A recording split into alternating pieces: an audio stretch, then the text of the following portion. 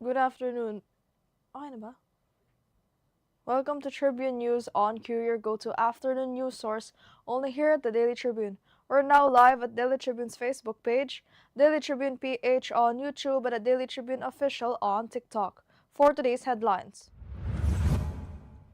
Palace honors 40th EDSA People Power, PNP deploys 14,900 cops for anniversary. Civil society group files ethics complaint versus Senator Bato over Senate absences. NBI Chief Matibag vows crackdown on corruption and forces reward and punishment system.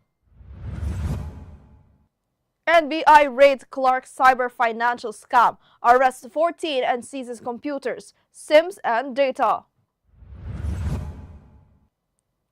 Ethiopia revokes license of Addis Standard amid growing crackdown on press freedom. The PSA launches digital e-certificate service for faster, secure civil registry verification. James Harden leads Cavs to 109-94 win over Knicks, praised his team as quote special. Kylie Padilla clarifies viral "aalis na ako" remark, affirms support for her father.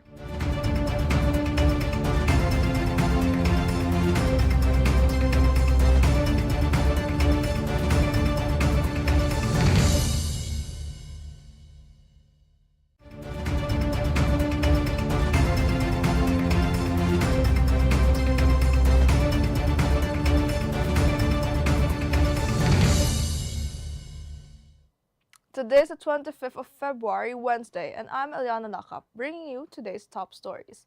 Let's get started. The Malacanang acknowledged the historical importance of the EDSA People Power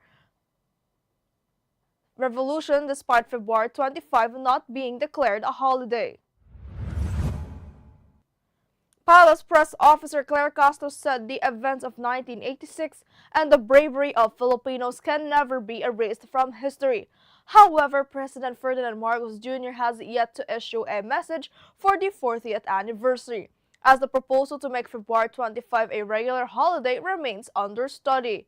Meanwhile, security preparations are underway for the commemoration, with the Philippine National Police deploying 14,900 personnel across Metro Manila. Authorities estimate up to 40,000 participants will gather at key sites, including the People Power Monument and Menjola, for activities marking the revolution's 40th anniversary. Now, a civil society group has filed an ethics complaint against Senator Ronald Bato de la Rosa, citing his continued absence from Senate sessions since November of 2025. The group said his failure to report for work constitutes dereliction of duty and delays committee hearings he chairs. They urged the Senate Ethics Panel to conduct a formal inquiry and impose sanctions if warranted.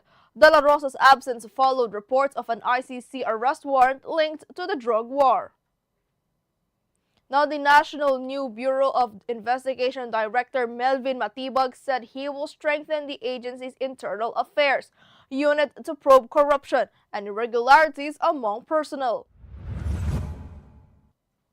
Matibag issued a strict warning against accepting bribes or favors, stressing accountability under the law.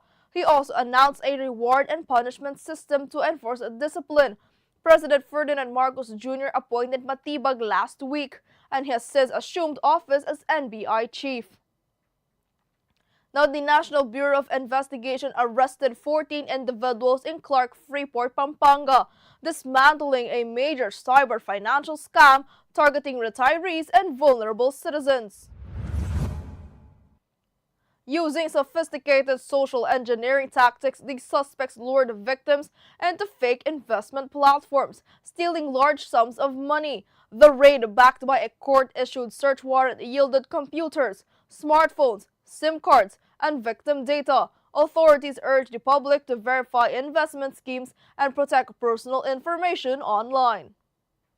And for our international news, Ethiopia has revoked the license of independent news outlet Addis Standard, citing violations of media ethics and threats to national interests.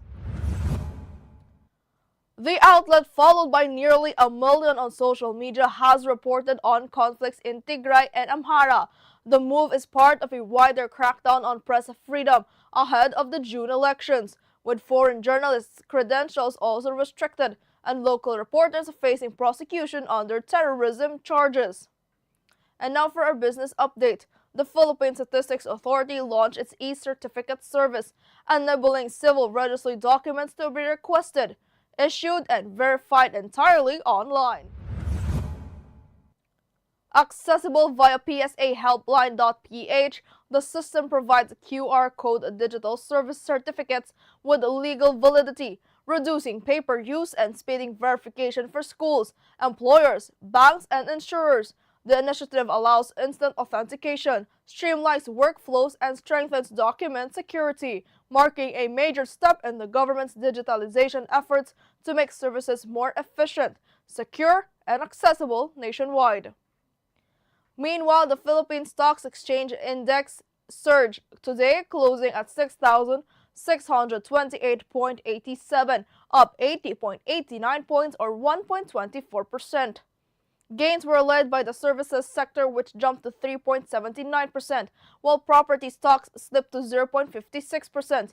ICT rose over 5%, topping the most active list, alongside SCC and URC. Financials and industrials also posted solid advances, signaling renewed investor confidence midway through the trading week. Now moving on to sports. James Harden led the Cleveland Cavaliers to a 109-94 victory over the New York Knicks, scoring 20 points and dishing out 4 assists. Harden, recently acquired from the Clippers, praised the team's cohesion, calling the Cavs special. Donovan Mitchell added 23 points as the Cleveland's defense limited Jalen Brunson to 20. The win improves the Cavs' record to 20-6 over their last 26 games, matching the Knicks with 37-22 in the Eastern Conference standings. And for entertainment news, actress Kylie Padilla clarified her viral comment saying, "Aalis na ako ng Pilipinas," explaining it was made out of her wish to live a calm and peaceful life. She emphasized the statement was not meant to insult her father, Senator Robin Padilla, and urged netizens not to use it against him. Kylie expressed admiration for her father's work, stressing that she only wishes him happiness and safety, amid speculation about his possible higher office run. And for this afternoon's trivia, Katribu, did you know on February 25, 1964, Cassius Clay, later known as Muhammad Ali, stunned the sports world by defeating Sonny Liston to win the world heavyweight boxing title at just 22 years old? The victory marked the start of Ali's legendary career, known for his speed, charisma, and bold personality. That night, he famously proclaimed, "I am the greatest," beginning a journey that would make him an enduring icon in sports and social activism. Now for a viral story, netizens are laughing out loud at a viral Facebook video, which has garnered 394,000 reactions and 4,500 comments, featuring mascots from Filipinos' well-loved fast food chain in a dance showdown. One commenter said this was a good sport on both sides. And that's all for now. Join us again at 4:30 p.m. still here on Daily Tribune's Facebook page, Tribune now on YouTube, and the Daily Tribune official on TikTok. Once again, I'm Eliana Lacap, and this has been Tribune News on Q.